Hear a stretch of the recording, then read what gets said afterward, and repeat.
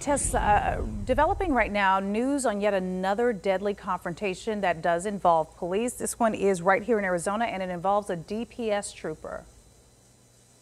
That's right. One of the protests in Phoenix last week was about the death of Dion Johnson. He was shot during a traffic stop on Memorial Day when he was found on the side of the freeway. We have team coverage on this morning. It begins with Gina and also some new video you will only see here on Arizona's Family. Gina? Good morning, Tess. You know, at this point, we know that there was no dash cam footage from this traffic stop, no body cameras either. In fact, it appears the only video at all from the scene, the ADOT camera showing Johnson on the ground behind his car lying on the freeway on-ramp. And we do want to warn you, it is a little tough to watch. Arizona's Family has been pushing for answers since the day of the shooting. Let's go ahead and take a look at the tape.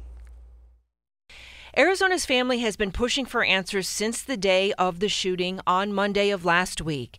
Moments after the reports of the shooting came over the radio, we began recording images from the ADOT camera at the Loop 101 and Tatum. While it was DPS troopers involved, it is the Phoenix Police Department that is independently handling the investigation.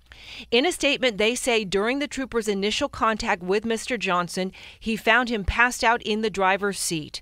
The troopers smelled an odor of alcohol, saw beer cans and a gun in the vehicle.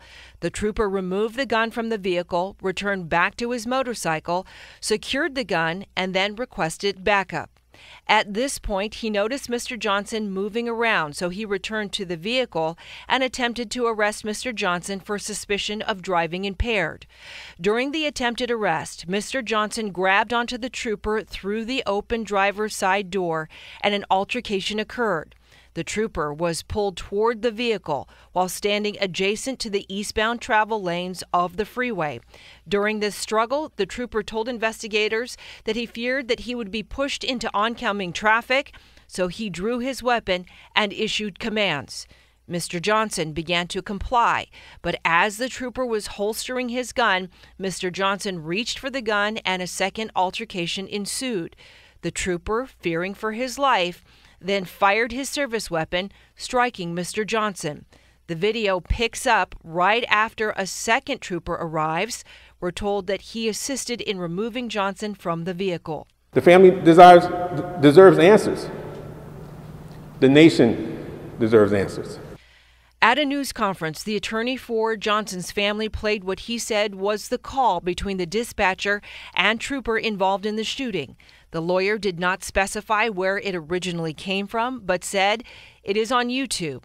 The family attorney claims that the audio reveals that the trooper reported seeing alcohol containers in the car, but did not mention anything about Johnson being combative or about seeing a weapon before the shooting. I couldn't believe that someone that's supposed to protect and serve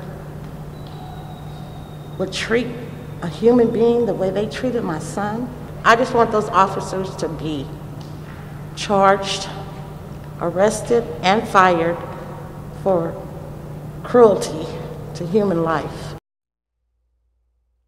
So you heard there from Dion Johnson's mother and their attorney at the news conference that was held yesterday. Carissa Plana picks up our team coverage from here. She has been looking at the timeline of events, especially the response in the final moments of Johnson's life.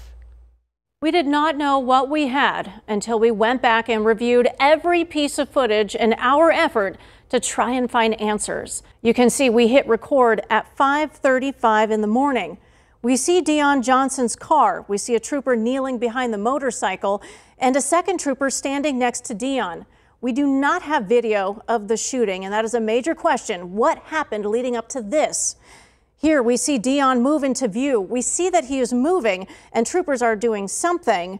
Keep in mind, state employees monitoring the ADOT cams have the power to zoom in and zoom out and pan over. And when that happens, we can see an ambulance yards away from the troopers parked.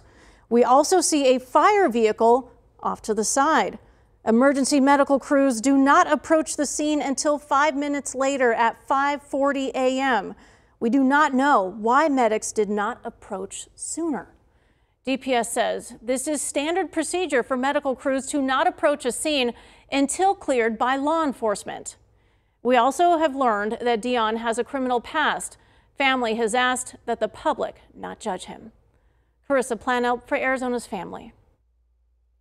So the family mentioned Johnson's past, and we can't overlook that he does indeed have a prison record. In fact, 3 times Johnson was sentenced to prison time after arrests in 2007, 2011, and 2018. It's not known whether the trooper involved knew that at the time of the shooting. Johnson's family and investigators in this case are asking for help from the public.